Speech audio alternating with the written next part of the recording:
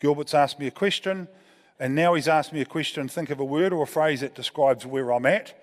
Some of you will get things coming to you straight away. Others will wrestle a little bit, and it will take a little bit of time bouncing off parts of your brain. That's okay. I'm going to start and introduce this today, and then you're going to carry on the reflection post it. Question 2 is, what does next level of performance look like for you in your business, in your role? So, what's your role? What's a word or a phrase that describes where you're at now? And what does the next level look like? Okay? Let me package that up in here, roll it up in a little bump, and we'll put it over here under this glass. I'm going to come back to that in a minute. So let me give you an example of my world. We'll use sport as the context, then we'll come back. So in my world, I always like to look into the future. I like to look into the future, so aspirations are important to me. And in the world that I live in, aspirations get you going, and being clear on who you are, keep you going. It's that identity piece, that know me, be me, stay me. All right, so setting a vision became really important. Now, when Steve Hansen took over the coaching of the All Blacks in 2012, he sat with the leaders of the group, the leadership group. There were 10 of us at Clearwater and Christchurch, and he sat down and he said, the vision I have, the aspiration I have for this team while I'm sitting in this seat is to be the greatest, the most dominant team in the history of world rugby. Wow. The guys sitting around the table, their backsides all shuffled and they wriggled. They felt decidedly uncomfortable. Now, we had Richie McCaw, Dan Carter, Kevin Mialamu, Brad Thorne, Conrad Smith, all greats of the game. And they're sitting there all in total discomfort because they were saying, what about the future, the past generations, and what about them? You mean us? And it wasn't until 2 years later, then we were on a northern tour, and one of the players, we'd won the 2011 Rugby World Cup. We'd been the first team in the professional era to go through undefeated. And then if we won in 2015 Rugby World Cup, some people might start saying that. It's nothing we could ever say, but other people could say. And so don't be dismayed if you set an aspiration that other people around you don't believe or don't buy into, long as you do. Long as you do. Because then you behave your way forward, because I can still remember Dan Carter saying, Steve, when you put that up, I thought you were dreaming. But now I'm sitting here thinking, if we do that, then I think people will start to call that. Well, how cool's that? Do you think most people set their aspiration too high or too low? Too low. And that's why we need the guidance of other people in our lives to help us shift it and nudge it to levels that create that discomfort that those boys felt when Steve shared it, and their backsides moved from the back to the front of the chair. And then you look at your current reality. No All Black team had won a Rugby World Cup offshore, hadn't even been in a final in Europe. No team had won back-to-back Rugby World Cups, and no team had won 3. So there's no way we could say we're the most dominant team in the history of world rugby if we didn't deliver that. So sport is my context. What is the lesson? So, how we get better? We have this aspiration of being the most dominant team in the history of world rugby. Beautiful. Takes my breath away. Even thinking about it now makes the hairs on the back of my neck stand up. And then you've got the current reality, which is what actually is on the screen behind me. And there's no way that we could say that we're achieving that without delivering on that. Now, what exists between here and here? It's a 3-letter word that starts with G. A what? A gap. Don't overcomplicate it, I'm a simple cookie. Hey. So it's a gap. And so every high achiever must have a gap. And that gap has got to create discomfort. Now, we don't want a credit card gap like this. You come here and you don't have a gap, and that you'll be a cave employee. You'll be constantly against everything because you're resisting it. We want you to have a gap. Even these guys sitting in the front. My question to them is, what's your gap? And does it take your breath away? And does it take and create the discomfort? Now, let me go back here. And so we go.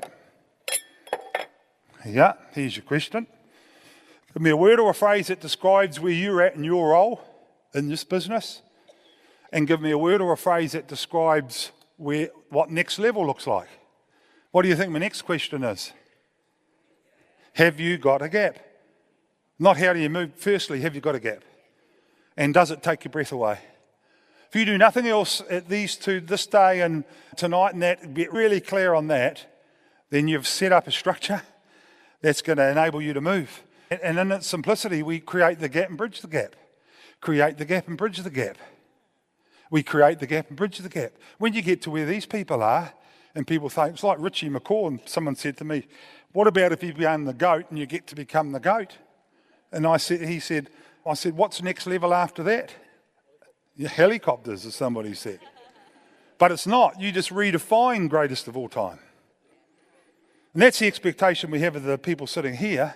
And the expectation of the others is get a gap and then concentrate on what we've got to move. What a great example that you are to people around when you help them create a gap and help them to be able to bridge the gap. And that's in its simplicity. We don't ask our people to get better, we help them. That's real important. And I'm sure, I've got the feeling that's Network 21's way too. We don't ask you to get better, we help them. It's not about changing, it's just moving to another level. And moving to another level will always create a better version of yourself, and so who wouldn't want that? What human being alive wouldn't want that? It's crazy. I've written down here, you will always become one day older, but you have a choice to be one day better. And that's cool, when it comes back to those choices. So have you got a gap? Do you know your next level? Create the gap and bridge the gap. Nice and simple. Let's put another layer on that. Okay, we're talking structure and we're talking way in which we can move things. So yes, Gilbert, I understand you. I now understand you. I'm going to go away from here. I'm going to ask someone that knows me really well. I'm going to tell them this is what my aspiration is. And sometimes you can have a gap and you can get it by going in steps. That's okay. But have that aspiration that sits out there. That's really important. Second point, second understanding. So who's king? I hear people, we know that structure is. I'm going to give you another one because this kingdom has a lot of kings and queens. It's a beautiful kingdom. Henry VIII had 8, didn't he? 8 wives or something. But so I hear people say positive thinking really helps, and that's important. I hear people saying negative thinking helps, and it does sometimes, the carrot and the stick, and that becomes important. And my question is there something else that we need to factor into the equation to help us with this understanding about how we get better? And so let's use sport as my context, and then I'll make the point. Now this is going to hurt a few of you. Mr. Faber, where are you? So this picture is obviously the All Blacks versus the Wallabies. It comes from 2022 Bledisloe Cup game at the MCG. We're ready, we've got our haka, we're in our knee hole, which is a tooth of a taniwha. Real important to us to ignite that spirit and release that taniwha. We draw our ancestors up through the earth and use them to be with us on that day, and one warrior can become 1,000 when we do that well and the spirit's ignited within everybody. And this is Australia, were in the shape of a boomerang, which I liked. And the media said, they disrespected it. It was rubbish. They actually showed great respect for that haka. Now, during this game, was anybody at that game at the MCG there? There's a couple of hands going up. Come on, Kiwis, you were there in spirit. I'm only joking. And what happened is we got out to a big lead by about 20 points. Australia came way back at us, and with about 3 or 4 minutes to go, they led the game 37-34. That was the context of the game. At that point, Australia was given a penalty under their sticks, so they were hard on defence. All they had to do was kick the ball out. And then they waited and they waited. They were trying to wind the clock down, and then the referee blew his whistle.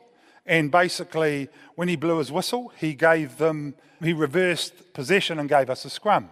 That's the image on the screen, is the captain and leader talking to the referee. Now, the referee's a Frenchman, and I love the phrase, if you go into a fight and it's a fair fight, then you haven't planned properly.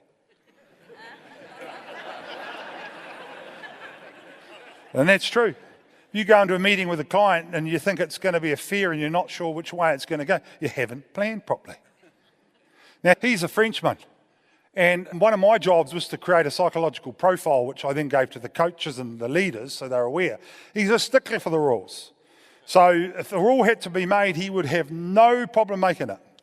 So the longer the Australians took to kick that ball out, all our leaders would say, make a decision, until he made the decision. And they were not happy. And here's what we were doing at the time. Oh, Nick White, he's still grizzling with him. He's probably still grizzling now with him about it, but beautiful man that he is. Now, what were we doing? So inside this huddle, we said, we've got a scrum. Let's make sure the scrum, the platform's solid. When we've got a solid platform, we get the ball in clean. When the ball goes to the back of the scrum, we'll get Akira Ioane. He was at the back of the scrum to pick the ball up and drive close to the ruck, go again and again. And the people at the back of the ruck are sitting there, look to see who's come in, from which side. Whatever side comes in, you come in, get the ball, go to that side and we'll score. That's the conversation that went on at that moment. So let's have a look and see what happened. Nice and loud. You want me to play it again? Oh, beautiful. The Kiwis loved it. It's fantastic. So sports, the context, so what's my lesson? So let's go back to this huddle. Now in this huddle, in this moment we were given possession, the boys weren't saying, okay fellas, we're brothers from another mother. We love each other, we can do this, can you do it, can we do it? Can they get the embrace and they keep embracing tighter? So what we learn is under pressure, positive thinking does not help. And they're not sitting in that huddle saying, boys, we're 3 points down, there's only 90 seconds to go. If we don't get any more points in this time, we'll lose it. We'll be 1-0 down in the Bledisloe series, and it's very hard to win a Bledisloe Cup from that position. And so under pressure, negative thinking does not help. And that becomes the perfect understanding. What they did is they said, we've got a scrum, make sure it's set, let's get stable platform, let's get the ball in square, let's get the ball at the back. When the ball comes out the back, we'll pick it up, we'll drive in close, we'll go again and again until somebody at the back can see the gap. We'll come in and get the ball and then move to the side where the space is. So not positive thinking, not negative thinking, just clear thinking. Now you come back to your example, so you're very clear on where you're at, your current reality and your role. You've got a beautiful gap. You've talked to someone and you've got it positioned perfectly well. You can be as positive as you like down here, but unless you're clear on what you've got to move, you go nowhere. Isn't it a simple understanding? But so misunderstood because people just keep trying to give you positive stuff all the time. Now, there's a role for it, don't get me wrong. But under the pump, when everything's on the line, the greatest traction I have had that has really moved people is the talk around the micro actions.